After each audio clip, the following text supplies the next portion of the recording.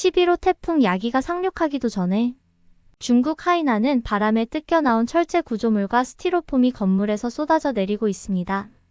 적색 경보를 내린 중국 당국은 주민 100만 명을 대피시키고 있는데요. 한 기자가 심각한 중국의 상황을 지켜보고 있습니다. 무슨 사연인지 들어보도록 합시다. 안녕하세요. 저는 미국 출신의 팔리비라고 합니다. 정확히 말씀드릴 수는 없지만 저는 중국에서 기자로 활동 중이에요. 지금 중국은 태풍 때문에 난리가 난 상황입니다. 11호 태풍 야기가 상륙하면서 쑥대밭이 되었죠. 아시다시피 중국의 건물들은 부실 공사가 꽤 많은 편이에요. 사실 건물이라기보다는 구조물의 건물 형태만 갖추어진 곳이 한두 군데가 아닌 거죠. 그런데 태풍이 오면서 비바람이 부니 철제 구조물과 스티로폼으로 구색을 갖추던 모습들이 다 날아가고 쏟아져 내리는 상황이에요. 그 구조물에 맞아서 지나가던 사람들의 인명피해도 꽤 큰 상황입니다. 곳곳에 침수가 되어 고립되니 더 큰 문제가 발생하기도 해요. 거기에 12호 태풍까지도 중국으로 온다고 하니 보통 문제가 아니더라고요. 시시각각 확인하고 있는데 중국은 아무래도 언론 통제가 심하다 보니 실제 상황에 대해 축소하여 발표하고 있어요. 이번 태풍도 미국에선 큰 피해가 예상될 거라고 했는데 보도를 안 하다 보니 더 피해가 커졌어요. 뒤늦게 100만 명을 대피시켰는데 소 잃고 외양간 고친 격이라고 해야 할까요? 앞으로의 중국 상황이 점점 심각해질 것 같습니다. 많은 사람들은 소수민족을 탄압하고 하나의 중국을 만드는 상황이라 천벌을 받는 거라고 얘기하고 있어요. 중국인들만 그걸 모른다는 게 조금 한심하기도 하고 답답하기도 해요. 제가 미국 출신이지만 중국에서 살게 된 이유는 조금 특별해요. 사실 제가 중국인이면서도 한국과 뗄 수 없는 필연적인 관계가 있어요. 놀랍겠지만 중국인인 제 마음속에는 항상 한국이 더 크게 자리 잡고 있는 게 사실이에요. 중국인이 왜 이런 생각을 하는지 의아하실 텐데요. 제 이야기를 좀 들려드리면 이해가 되실 거예요. 제 배경이 꽤 복잡하고 특별하거든요. 저희 아버지께서는 1998년 중국의 민주화를 위해 새로운 정당을 창당하셨어요. 하지만 아버지와 함께 당을 만드셨던 분들은 공산당에 의해 불법단체로 규정되어 탄압을 받았고 결국 동료들과 함께 체포되셨죠. 아버지께서는 감옥에서 1년 조금 넘게 지내셨는데 그때가 지옥 같은 시간이었다고 하셨어요. 하루 10시간 이상의 강제노동과 끊임없는 고문으로 출소하실 때는 살아있는 망령이 된 것 같다고 하셨어요. 출소 당시 아버지의 몸무게가 30kg나 줄어 있었다고 해요. 출소 직후 아버지와 동료분들은 더 이상 중국에서 살 수 없다고 판단하셨고 국제 NGO의 도움을 받아 미국으로 망명하게 되었어요. 하지만 미국에서의 삶도 순탄하지만은 않았어요. 중국 민주화에 대한 걱정과 함께 감옥에서 겪으신 극심한 고문이 후유증으로 아버지의 건강은 급속도로 악화되었죠. 결국 제가 10살 때 아버지는 세상을 떠나셨어요.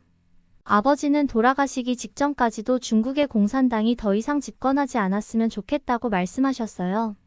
그 일을 겪으며 제 마음속에는 아버지의 유지를 이어받아 중국의 민주화를 위해 무언가를 해야 한다는 생각이 자리 잡게 되었어요. 하지만 현실은 더욱 냉혹했어요. 미국에 사는 중국인들 사이에서도 저희는 항상 배척받았죠. 민주화를 외친 반역자의 가족이라는 낙인이 찍혔고 결국 처음 자리 잡았던 주에서 쫓겨나 조용한 시골 마을로 가게 되었어요.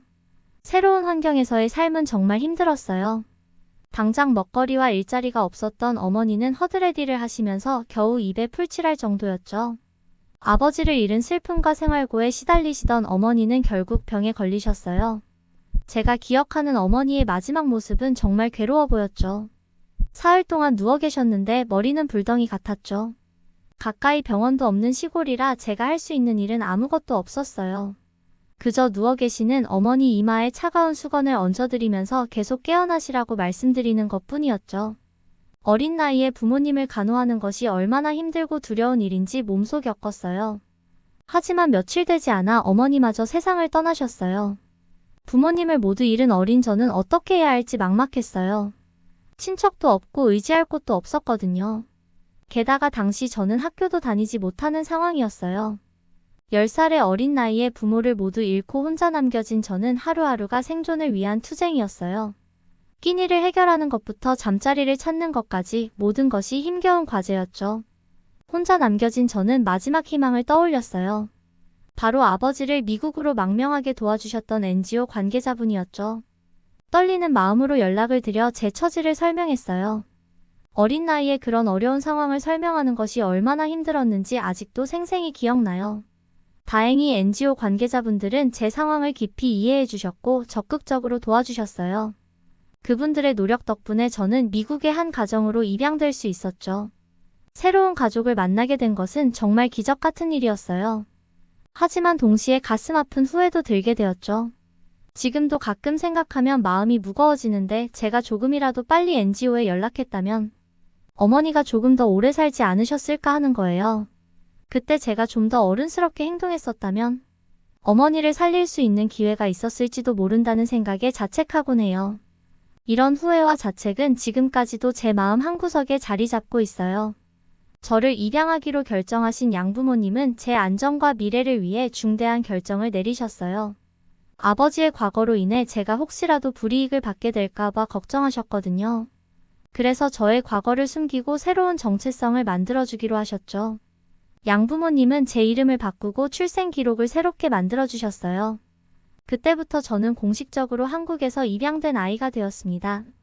양부모님의 보호 아래 저의 새로운 삶이 시작되었어요. 이제 저는 펠립 브라운이라는 이름으로 미국인으로서의 삶을 살게 되었죠. 처음에는 모든 것이 너무나 낯설고 어색했어요. 새로운 이름, 새로운 환경, 새로운 가족. 모든 것이 변했지만 제 마음속 깊은 곳에는 여전히 친부모님에 대한 그리움이 가득했어요. 매일 밤 이불 속에서 눈물을 훔치며 부모님을 그리워했었었죠. 그럴 때마다 양부모님께서는 제 마음을 어루만져 주셨죠. 따뜻한 말씀과 함께 안아주시는 양부모님 덕분에 저는 조금씩 새로운 삶에 적응해 나갈 수 있었어요. 시간이 흐르면서 저는 학업에 더욱 열중하게 되었어요. 특히 고등학교 시절 저는 공부에 모든 열정을 쏟아부었죠. 이는 단순히 좋은 성적을 얻기 위해서가 아니었어요. 제게 새로운 삶의 기회를 주신 양부모님의 은혜에 보답하고 싶었거든요. 그래서 밤새워 공부하고 주말에도 도서관에서 시간을 보냈어요. 무리하지 말라고 걱정하셨지만 저는 멈출 수 없었어요. 제 안의 열정과 의지가 저를 계속 앞으로 나아가게 했거든요. 그리고 마침내 그 노력의 결실을 맺게 되었어요. 예일대학교 인문학과에 입학하게 된 거예요. 합격 소식을 들었을 때 양부모님과 함께 기쁨의 눈물을 흘렸어요. 대학에 입학하고 나서 저는 처음으로 다양한 배경을 가진 학생들, 특히 중국인들과 한국인들을 만나게 되었어요. 이 경험은 제게 많은 것을 깨닫게 해주었죠. 중국 학생들과 교류하면서 저는 충격적인 사실을 알게 되었어요. 제 또래 친구들 사이에서도 공산당이 세뇌시킨 중화 사상이 만연해 있다는 거였죠. 그들은 공산당이 잘 먹고 살게 해주고 공산당 말만 잘 들으면 문제가 없다고 말했어요. 심지어 무리지어 다니며 나쁜 행동도 일삼았죠. 아버지가 중국의 민주화를 위해 희생당하신 저로서는 그들과 어울리고 싶지 않았어요. 그들의 말도 안 되는 사상으로 대화하는 것 자체가 불편했죠. 그래서 자연스럽게 그들과 거리를 두게 되었어요. 대신 저는 몇몇 한국 친구들과 가까워지게 되었어요. 한국 친구들과의 교류는 제 인생에 큰 영향을 미쳤죠. 그들은 개방적이고 친근한 태도를 보였어요. 특히 제가 한국에서 입양되었다고 말하면 정말 따뜻하게 대해줬어요. 하지만 동시에 마음 한구석이 무거웠어요. 그들에게 제 진짜 사실을 숨기는 게 미안하고 괴로웠거든요. 그들의 따뜻함과 진심 어린 우정 앞에서 제가 거짓말을 하고 있다는 사실이 저를 괴롭혔죠. 그 즈음 미국에서도 한류의 바람이 불기 시작했어요. 저는 한국 문화를 접하면서 자연스럽게 한국에 대해 더 알아가게 되었죠. 특히 한국의 민주화 과정에 대해 알게 되면서 중국의 현실과 비교하게 되었어요. 그리고 그 과정에서 중국의 현실에 대한 안타까움이 더욱 커졌습니다. 대학교 3학년 때 저는 한국을 더 깊이 알고 싶다는 열망으로 1년간 교환학생 프로그램에 참여했어요. 이 결정은 제 인생의 큰 전환점이 되었죠. 한국에 도착한 첫날 저는 마치 꿈을 꾸는 것 같았어요. 제가 공식적으로는 태어난 곳이라고 알고 있던 이 나라를 실제로 밟고 있다니 감격스러웠죠. 서울의 번화가를 걸으며 첨단 기술과 전통이 공존하는 모습에 감탄했어요. 한국에서의 일상은 저에게 새로운 깨달음을 주었어요. 빠르게 발전하는 도시의 모습도 인상적이었지만 그보다 더 놀라웠던 건 사람들의 따뜻함이었죠.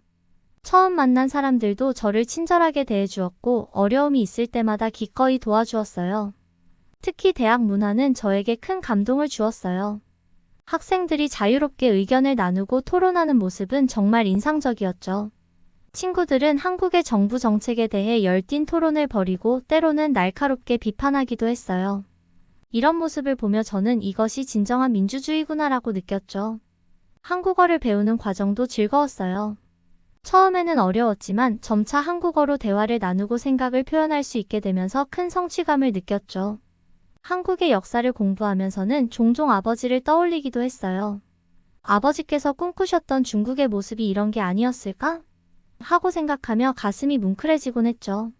한국에 있는 동안 저는 마치 제가 진짜 한국인이 된 것 같은 느낌을 받았어요.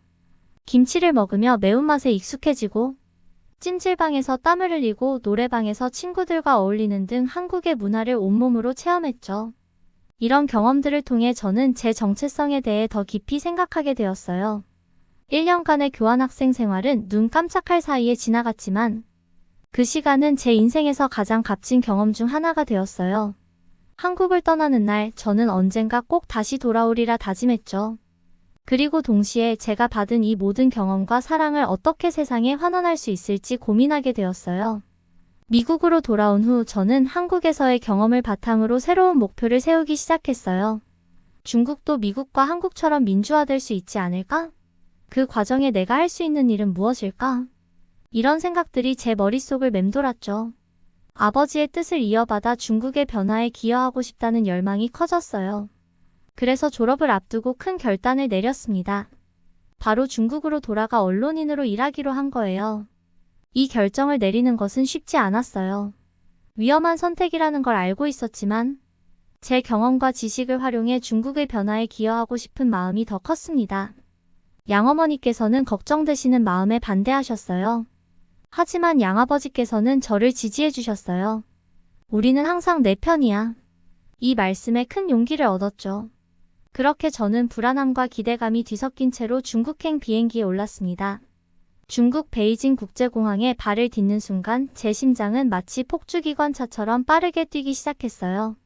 희미한 기억 속의 중국이 어린 시절의 몇 가지 그림처럼 눈앞에 오버랩되었죠.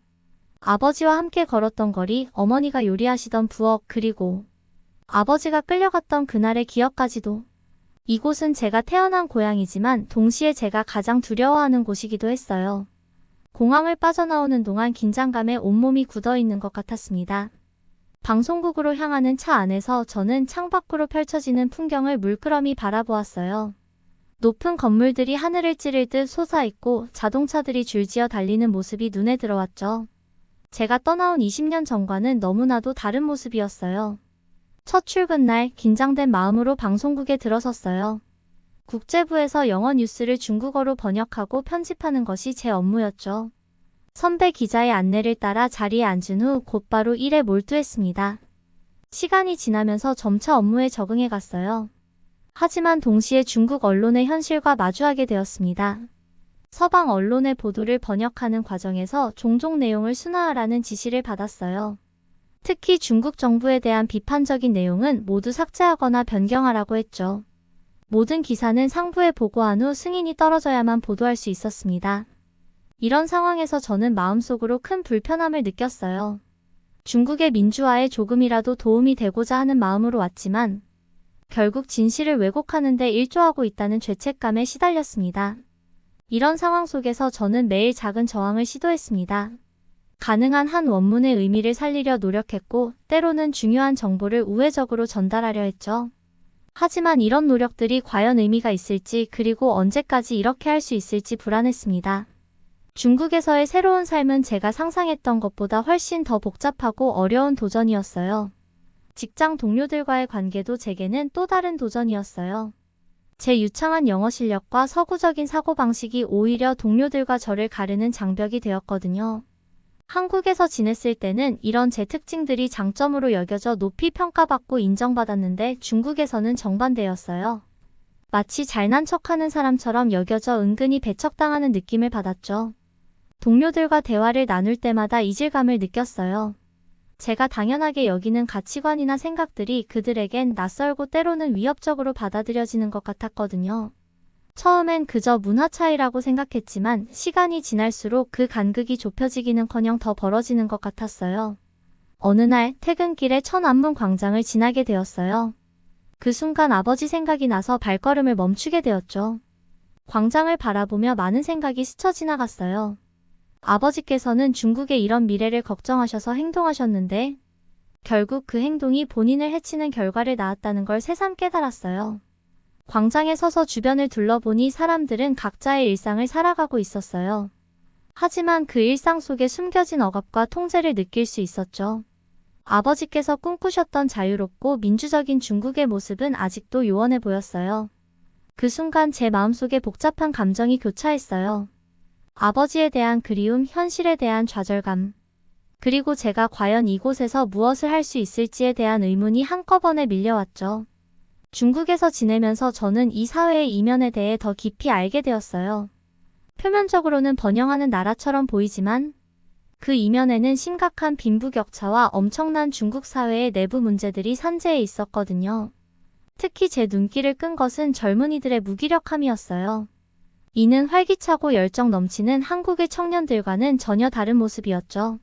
처음에는 단순히 문화 차이라고 생각했지만 우연히 대학생들과 취재를 하며 대화를 나누게 된 후에는 이것이 개인의 문제가 아닌 사회 시스템의 문제라는 것을 직감할 수 있었어요. 중국 청년들이 처한 현실을 더욱 생생히 체감하게 되었는데요. 치열한 경쟁, 높은 주거비, 불안정한 고용. 이러한 현실 속에서 그들은 꿈을 포기하고 현실에 안주할 수밖에 없었던 거였죠. 저는 조심스럽게 물었어요. 이러한 현실을 바꿔보려는 노력은 하지 않나요? 그때 한 학생의 대답이 제 가슴을 아프게 했어요. 정부에 반대하면 모든 것을 잃을 수 있어요. 그래서 우리는 아무것도 하지 않아요. 그 순간 아버지 생각이 났어요. 아버지는 이런 현실을 바꾸기 위해 목숨을 걸었지만 20년이 지난 지금 상황은 결국 달라지지 않았다는 걸 느꼈어요. 아버지의 희생이 헛되었다는 생각에 가슴이 무거워졌죠. 이 경험은 제게 큰 충격이었어요. 겉으로 보이는 번영 뒤에 숨겨진 젊은이들의 절망과 무력감, 그리고 변화를 꿈꾸기조차 두려워하는 사회, 이것이 바로 현재 중국의 모습이라는 걸 깨달았습니다. 중국 각지를 돌아다니며 프로그램을 제작하면서 저는 중국의 다양한 현실을 더욱 깊이 들여다볼 수 있었어요. 겉으로 보이는 경제 성장의 이면에는 충격적인 현실이 숨겨져 있었습니다. 대도시의 화려한 고층 빌딩 뒤에는 심각한 환경 문제가 도사리고 있었어요. 베이징에서 촬영 중 갑자기 모래바람을 만난 경험은 중국의 급속한 산업화가 초래한 환경 문제를 생생히 보여주었죠. 황사가 일상이 되어 많은 시민들이 호흡기 질환으로 고통받고 있었어요. 경제 문제도 심각했어요. 상하이에서는 부동산 버블 붕괴로 인한 기업 파산과 상가 공실은 넘쳐나고, 우한에서는 코로나19 이후 회복되지 못한 경제와 급증한 빈곤층을 보았습니다. 청년들 사이에서는 탕핑이라는 현상이 퍼져 경쟁에서 벗어나 최소한의 삶만 유지하려는 모습도 볼 수 있었죠. 광저우에서는 생계를 위협받는 노점상들의 시위 현장을 목격했어요. 정부의 강화된 단속에 맞서 사람들이 차 밑에 들어가 시위를 하는 모습은 중국의 경제난과 취업난이 얼마나 심각한지를 보여주었습니다. 경제난으로 먹고 살기 힘든 서민 대학생들이 학비를 벌러 노점상에 뛰어들고 있었죠. 많은 중국인들, 특히 청년들이 심각한 취업난에 시달리고 있었어요. 썩은 꼬리를 가진 아이라는 뜻의 란웨이라는 신조어까지 등장했는데요. 그 말은 고등교육을 받았음에도 결과적으로 좋은 회사에 취업이 안 돼 끝이 좋지 않다는 뜻입니다. 이렇게 중국 곳곳을 돌아다니며 저는 표면적인 경제, 성장 뒤에 숨겨진 다양한 사회 문제들을 직접 목격할 수 있었습니다. 이 경험들은 제게 중국의 현실을 더욱 깊이 이해하고 앞으로 어떤 방향으로 나아가야 할지 고민하게 만들었어요. 프로그램 제작이 막바지에 이르렀을 때 예상치 못한 사건이 발생했어요. 태풍 야기가 중국 남부를 강타한 거죠. 즉시 현장으로 달려갔는데 그곳에서 마주한 광경은 정말 참혹했어요. 무너진 건물들, 물에 잠긴 도시, 그리고 집을 잃은 수많은 사람들. 재난의 현실이 눈앞에 펼쳐졌습니다. 취재를 하면서 알게 된 사실은 더 충격적이었어요. 이번 피해가 큰 이유가 바로 부실 공사 때문이라는 거였죠. 경제 성장에 급급해 안전을 소홀히 했고 많은 건물들이 기준에 미치지 못했음에도 공산당이 허가를 내줬다고 해요. 이는 중국 경제의 민낯을 여실히 보여주는 사례였습니다. 저는 함께 일하는 선배 기자님께 이 내용을 그대로 보도하면 어떨지 물었어요. 하지만 선배 기자는 중국의 신속한 재난 대응이라는 주제로 편집하라고 지시할 뿐이었죠. 진실을 왜곡하는 데 동참하고 있다는 사실에 괴로움을 느꼈어요. 이번 경험을 통해 저는 중국의 화려한 경제 성장 이면에 숨겨진 현실을 직접 목격하게 되었어요. 빈부격차, 환경 파괴, 부실한 인프라, 경제 위기와 수많은 소수민족들의 통제와 갈등. 겉으로 보이는 발전과는 달리 실제로는 많은 문제들이 산적해 있었죠. 중국은 생각보다 거대한 내부 문제로 미국에겐 상대가 될 수 없다고 판단이 들었습니다. 이런 현실을 마주하면서 저는 언론인으로서의 역할과 책임에 대해 깊이 고민하게 되었어요. 밤늦게 사무실에 나와 전광판 뉴스를 보게 되었어요. 중국 경제 5% 성장 달성 전망이라는 문구가 눈에 들어왔죠. 하지만 저는 이것이 중국 정부의 언론 통제로 인한 왜곡된 보도라는 걸 잘 알고 있었어요. 실제 상황은 전혀 달랐거든요. 민간 소비는 고작 2%에 그쳤고 청년 실업률은 무려 17%를 넘어섰어요. 이런 심각한 경제 상황이 제대로 보도되지 않다 보니 많은 사람들이 현실을 제대로 알지 못하고 있었죠. 특히 중국의 젊은이들의 앞날이 정말 걱정됐어요. 그들은 높은 실업률과 경제적 불확실성 속에서 미래를 설계하기 힘든 상황에 놓여 있었거든요. 취업난에 시달리는 청년들, 빚더미에 올라앉은 가정들, 그리고 생계를 위해 고군분투하는 노점상들. 이런 현실이 뉴스에서는 전혀 다뤄지지 않고 있었어요. 언론이 실상을 제대로 전하지 못하는 상황에서 사람들은 자신들이 처한 어려움이 개인의 문제인 줄로만 알고 있었어요. 사회 전반의 구조적인 문제라는 걸 인식하지 못한 채 많은 이들이 자책하고 좌절하고 있었죠. 중국에서 보낸 시간 동안 저는 아버지가 그토록 중국의 민주화를 갈망하셨던 이유를 깊이 이해하게 되었어요. 현실을 직접 마주하면서 아버지의 꿈과 희생의 의미를 더욱 절실히 느끼게 된 거죠. 하지만 동시에 제 한계도 깨달았어요. 저 혼자의 힘으로 중국이라는 나라를 바꾸는 것은 너무나 힘든 일이라는 걸 알게 되었습니다. 그래서 이번 달까지만 일하고 사직하기로 결정했어요. 다시 미국으로 돌아가려고 합니다. 양부모님도 제 안전을 많이 걱정하세요. 혹시라도 제가 신변의 위협을 당할까봐 크게 염려하시거든요. 그분들의 걱정을 덜어드리기 위해서라도 돌아가는 게 좋겠다고 생각했습니다. 지금 중국에서의 생활은 꽤 외로우네요.